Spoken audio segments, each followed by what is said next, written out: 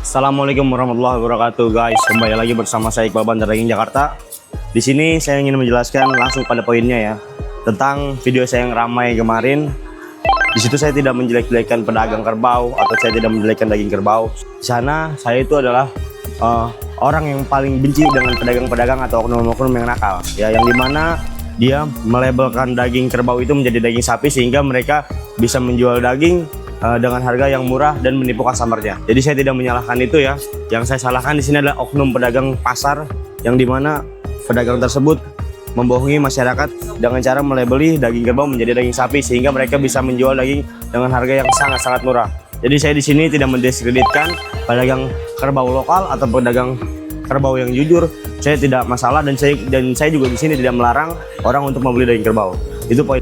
Nah, di poin yang kedua adalah harga yang saya sebut itu adalah 100.000, 110 mungkin ya, atau 90.000, 80.000 itu masih banyak banget berseliweran di marketplace ya, atau di pedagang-pedagang pasar.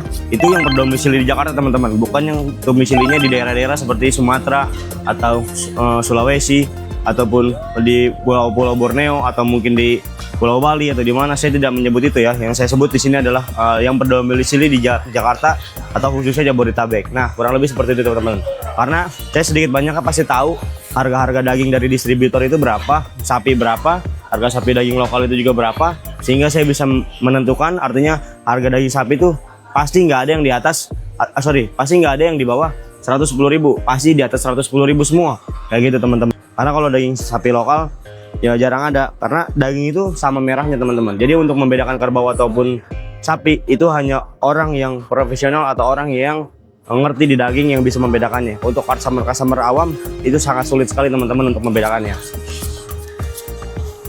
Nah, untuk teman-teman juga yang bilang saya adalah pedagang yang arogan, saya adalah pedagang yang angkuh, bukan itu poinnya teman-teman ya. Saya angkuh kepada pedagang-pedagang yang suka membohongi customer. Saya di sini angkuh untuk pedagang-pedagang yang tidak kooperatif dalam menjual daging ya.